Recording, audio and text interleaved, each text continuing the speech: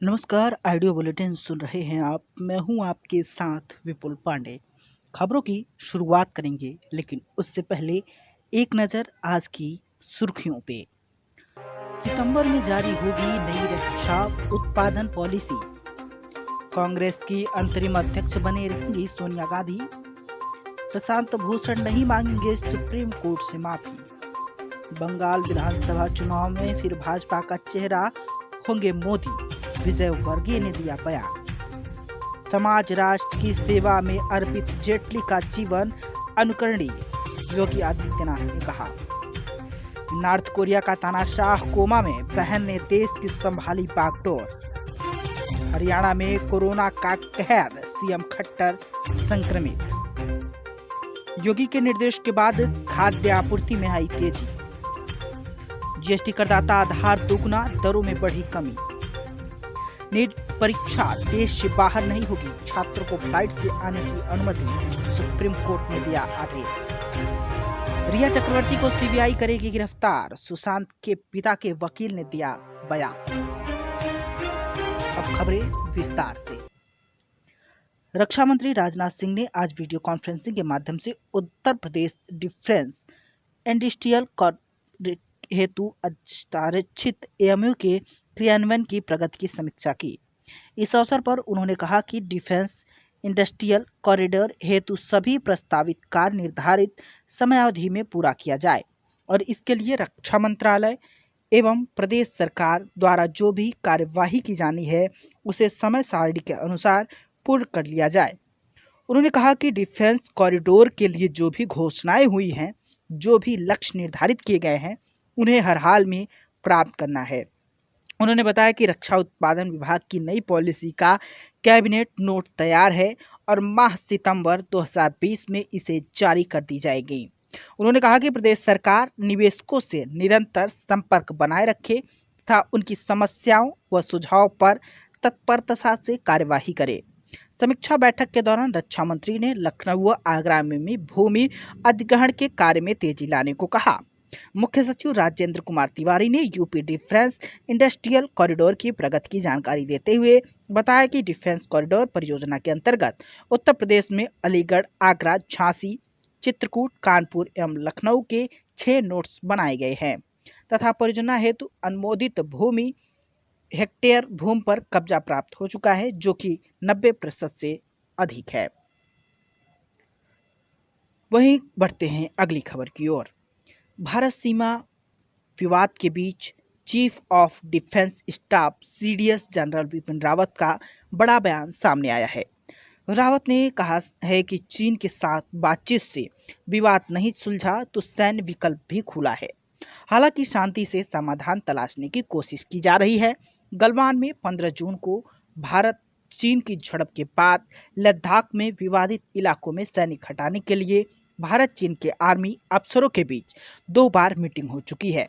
ये बैठकें 30 जून और 8 अगस्त को चीन के इलाके में पड़ने वाले मॉडलों में हुई थी।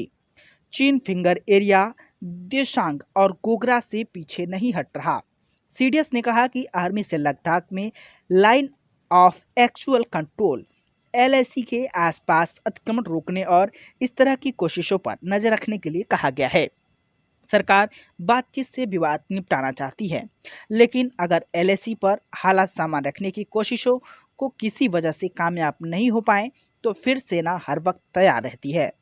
रावत ने कहा कि रक्षा मंत्री राजनाथ सिंह, राष्ट्रीय सुरक्षा सलाहकार अजित डोभाल और दूसरे संबंधित लोग लद्दाख में एलएसी पर अप्रैल से पहले की स्थिति बहाल करने के लिए सभी विकल्पों की समीक्षा कर रहे हैं। रावत ने इंटेलिजेंस एजेंसियों में कोऑर्डिनेशन की कमी होने की बातों को भी खारिज कर दिया। वहीं बढ़ते हैं अगली खबर की ओर। 7 घंटे चली कांग्रेस वर्किंग कमेटी की बैठक के बाद फैसला लिया गया है कि सोनिया गांधी अभी कांग्रेस पार्टी की अंतरिम अध्यक्ष बनी रहेंगी। अगले 6 महीने के अंदर पार्टी का नया प्रमुख चुना जाएगा। वहीं इसके पहले कांग्रेस कार्य समिति की बैठक में सोनिया गांधी ने पार्टी की अंतरिम अध्यक्ष पद से इस्तीफे की पेशकश की थी। साथ ही उन्होंने नए पार्टी अध्यक्ष के चुनाव की प्रक्रिया शुरू होने को कहा था। प्रक्रिया शुरू होने के बाद सोनिया ने गुलाम नबी आजाद समेत अन्य नेताओं द्वारा नेतृत्व परिवर्तन को लेकर लिखे गए पत्र का हवाला देते हुए इस्तीफे की पेशकश की थी। उन्होंने पार्टी के महासचिव केसी वेणुगोपाल को इस पत्र का जवाब भी भेज दिया था।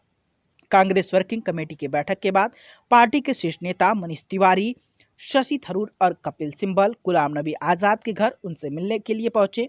सूत्रों के हवाले से बताया गया है कि सीडब्ल्यूसी की बैठक में अंबिका सोनी ने कहा कि पार्टी के नेतृत्व में सोनिया गांधी को पत्र लिखने वालों के खिलाफ पार्टी संविधान की कार्रवाई की जा सकती है। इस पर गुलाम नबी आजाद और आनंद शर्मा ने कहा कि वे चिंताओं को बढ़ाने की सीमा के भीतर थे, फिर भी अगर किसी को लगता है कि अनुशासन भंग है तो कार्रवाई की जा सकती है। सूत्रों के हवाले से बताया गया है कि पार्टी नेतृत्व को लेकर सोनिया गांधी को पत्र लिखने वाले नेताओं ने सीडब्ल्यूसी में कहा कि संगठन की बेहतरी के लिए कुछ चिंताएं थी, उन लोगों को बताने के लिए पत्र लिखा गया है। सोनिया गांधी और राहुल गांधी के नेतृत्व में पूरा विश्वास रखें। वहीं बढ़ते हैं अगली खबर की ओर। प्रशांत भूषण ने कहा है अदालतों और जजों की अवमानना के मामले में दोषी वरिष्ठ वकील प्रशांत भूषण ने सुप्रीम कोर्ट में माफी मांगने से इनकार कर दिया है। माफी मांगने के लिए 3 दिन की समय सीमा का सोमवार को आखिरी दिन था। भूषण बोले कि मैं जो कहा हूं वह हकीकत है। अब शर्त के साथ या बिना शर्त माफी मांगी तो यह गलत होगा। अगर बेमन से माफी मांगी तो अंतरात्मा की अवमानना हो जाएगी। सुप्रीम कोर्ट अब 25 अगस्त को भूषण को सजा सुना सकती है। अदालत और जजों के खिलाफ ट्वीट करने के मामले में सुप्रीम कोर्ट ने 14 अगस्त को प्रशांत भूषण को दोषी ठहराते हुए सजा पर फैसला सुरक्षित रख लिया था। पिछले गुरुवार को कोर्ट ने प्रशांत भूषण से कहा था कि आप माफी मांग लेंगे तो हम नरमी बरत सकते हैं। कोर्ट ने पिछले हफ्ते भूषण की उस अर्जी को खारिज कर दिया था जिसमें भूषण ने सजा पर बहस टालने और रिव्यू पिटीशन लगाने का मौका देने की अपील की थी। भूषण ने सजा पर सुनवाई दूसरी बेंच में करवाने की अपील की थी। वहीं बंगाल से खबर है। भारतीय जनता पार्टी के राष्ट्रीय महासचिव कैलाश विजयवर्गीय ने कहा है कि प्रधानमंत्री नरेंद्र मोदी पश्चिम बंगाल में अगले वर्ष होने वाले विधानसभा चुनाव में पार्टी के चुनाव प्रचार का एक बार फिर मुख्य चेहरा होंगे। श्री विजयवर्गीय ने यहां संवाददाताओं से कहा कि भाजपा राज्य विधानसभा की 294 सीटों में से कम 220 सीटों पर जीत सुनिश्चित करने के लिए जमीनी स्तर पर संगठन को मजबूत करने में लगी है। उन्होंने दोहराया कि गत लोकसभा चुनाव में भाजपा ने 42 में से 18 सीटें जीती हैं और अब विधानसभा चुनाव में भी पार्टी ऐसा ही प्रदर्शन करेगी। उन्होंने कहा कि भाजपा किसी को मुख्यमंत्री पद के उम्मीदवार के रूप में पेश करेगी। प्रधानमंत्री के सबके साथ सबका विकास ही हमारा मुख्य एजेंडा होगा। उन्होंने कहा कि 2021 में भाजपा विधानसभा चुनाव जीतेगी तथा केंद्र और प्रदेश के नेता यहां के मुख्यमंत्री पद के लिए सर्वमान्य नेता को लेकर विचार विमर्श करेंगे। वहीं समाज राष्ट्र को समर्पित अरुण जेटली के लिए मुख्यमंत्री योगी आदित्यनाथ ने पूर्व केंद्रीय मंत्री की पुण्यतिथि पर याद करते हुए कहा कि समाज राष्ट्र की सेवा में अर्पित उनका जीवन हमेशा अनुकरणीय रहेगा। योगी ने सोमवार को ट्विटर पर पोस्ट करते हुए कहा कि कुशल संगठनकर्ता, योग्य प्रशासक, गुणी विधि नेता, ओजस्वी वक्ता तथा सरल, सहज व सौम्य व्यक्ति के धनी थे। वही बढ़ते हैं अगली खबर की ओर। बात करें नॉर्थ कोरिया के तानाशाह की, तो तानाशाह किम उन जोन कोमा में है। फिलहाल देश की बागडोर उनकी बहन किम यो जोंग संभाल रही हैं। यह दावा दक्षिण कोरिया के पूर्व इंटेलिजेंस ऑफिसर चोंग सोंग मिन ने किया है। मिन देश के पूर्व राष्ट्रपति किम देन जुंग के स्पेशल असिस्टेंट रह चुके हैं। मिन के मुताबिक किम जोन उन गंभीर रूप से बीमार हैं। हालांकि बीमारी के बारे में पुख्ता तौर पर कुछ नहीं कहा गया है। 1 महीने पहले भी किम के गंभीर रूप से बीमार होने की खबरें आई थी, लेकिन तब उन्होंने अचानक सामने आकर इन कयासों पर विराम लगा दिया था। साउथ कोरियाई मीडिया से बातचीत के दौरान मिन ने कहा, मेरी जानकारी के मुताबिक इस वक्त किम जोन उन कोमा में हैं, लेकिन अब तक जिंदा हैं। फिलहाल नॉर्थ कोरिया की कमान किम की छोटी बहन किम यो जोंग संभाल रही हैं। जोंग के लिए सत्ता संभालने का यह पहला मौका नहीं है। वे पहले भी बड़े भाई के मददगार के तौर पर सरकार चलाने में सहयोग करती रही हैं। मिन ने कहा कि किम ने अब तक बहन जोंग को पूरी तरह सत्ता नहीं सौंपी है। वहीं देश भर में कोरोना का कहर लगातार बढ़ रहा है। हरियाणा में कोरोना वायरस का कहर बरप रहा है। हरियाणा के मुख्यमंत्री मनोहर लाल खट्टर भी कोरोना वायरस पॉजिटिव से संक्रमित हैं। इसके साथ ही हरियाणा विधानसभा के अध्यक्ष ज्ञानचंद गुप्ता सहित कई विधायक और नेता कोरोना संक्रमित पाए गए हैं।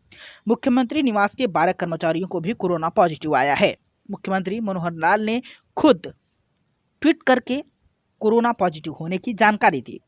पंचकुला के कोविड लैब में उनका कोविड टेस्ट हुआ। मुख्यमंत्री मनोहर लाल ने आइसोलेट हो गए हैं। स्वास्थ्य विभाग मुख्यमंत्री मनोहर लाल के संपर्क में आए हुए लोगों की सूची तैयार करने में जुट गई है। आज सुबह ही सीएम का सैंपल कोरोना टेस्ट के लिए पंचकुला कोविड लैब भेजा गया था। बता दें कि उन्होंने कहा कि मेरा कोरोना नोवेल टेस्ट कराया गया है, मेरी कोरोना टेस्ट की रिपोर्ट पॉजिटिव आई है।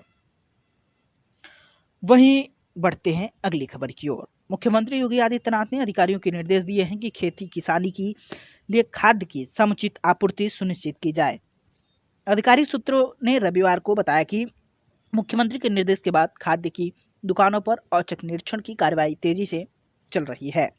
खाद्य की कालाबाजारी की शिकायतों पर संज्ञान लेते हुए हो रही इस प्रदेशव्यापी विशेष कार्रवाई में अब तक 623 विक्रेताओं का लाइसेंस निलंबित करने के साथ साथ 35 के खिलाफ एफआईआर भी दर्ज कराई गई है। उन्होंने बताया कि कुल 9,747 दुकानों का औचक निरीक्षण करते हुए 3,287 खाद्य के नमूने लिए गए हैं और विभिन्न गड़बड़ियों के दृष्टिगत अब तक 623 विक्रेताओं का लाइसेंस निलंबित किया गया है। वहीं बढ़ते हैं अगली खबर की ओर। देश में कर सुधार के क्षेत्र में सबसे बड़े बदलाव वस्तु एवं सेवा कर जीएसटी के क्रियान्वयन के बाद पिछले 4 वर्षों के दौरान करदाता आधार लगभग दोगुना होने के साथ ही विभिन्न वस्तुओं की दरों में बड़ी कमी की गई।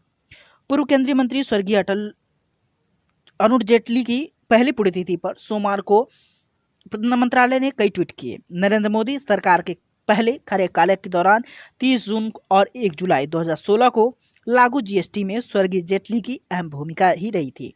जीएसटी लागू होने पर इसके दायरे में आने वाले करदाताओं की संख्या लगभग 65 लाख थी, जो अब बढ़कर 1,24,00,000 से अधिक हो चुकी है। जीएसटी की शुरुआत में कारोबारियों के लिए छूट की सीमा 20 लाख रुपए थी। अब 40 लाख रुपए तक सालाना टर्नओवर करने वाले कारोबारियों को छूट है। इसके अतिरिक्त 1.5 करोड़ रुपए तक के टर्नओवर करने वाले लोग कंपोजिशन स्कीम का विकल्प चुन सकते हैं और केवल 1% कर का भुगतान कर सकते हैं। वहीं नीट 2020 में सुप्रीम कोर्ट ने राष्ट्रीय पात्रता सह प्रदेश परीक्षा नीट स्नातक 2020 को अरब देशों में कराए जाने के लिए केंद्र सरकार को निर्देश देने की मांग को खारिज कर दिया। लेकिन केंद्र सरकार को निर्देश दिया कि वह वंदे भारत मिशन के तहत विदेशी छात्रों को 13 सितंबर को परीक्षा देने के लिए भारत आने की अनुमति दे।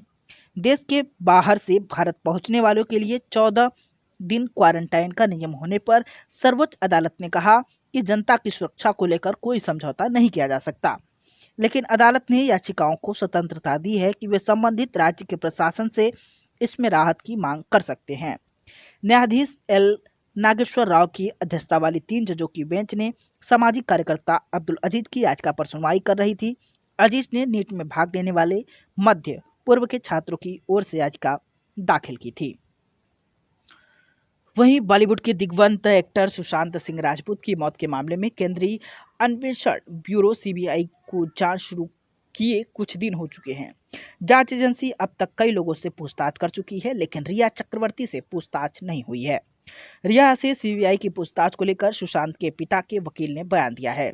सुशांत सिंह राजपूत के पिता के सिंह ने वकील कहा है कि सुशांत की मौत 2 महीने से ज्यादा समय हो गया है। उन्होंने कहा कि सीबीआई इस मामले में काफी देरी कर रही है। मुझे लगता है कि सीबीआई अपने हिसाब से सारी तहकीकात करके रिया को बुलाएगी। उसके बाद अगर उनकी तरफ से जवाब ठीक नहीं आते तो शायद गिरफ्तार भी करे। इस वक्त की खबरों में फिलहाल इतना ही। सुनते रहिए ऑडियो बुलेटिन। फिर मिलेंगे ऐसे ही देश दुनिया की तमाम खबरों के साथ। मुझे दीजिए इजाजत। नमस्कार।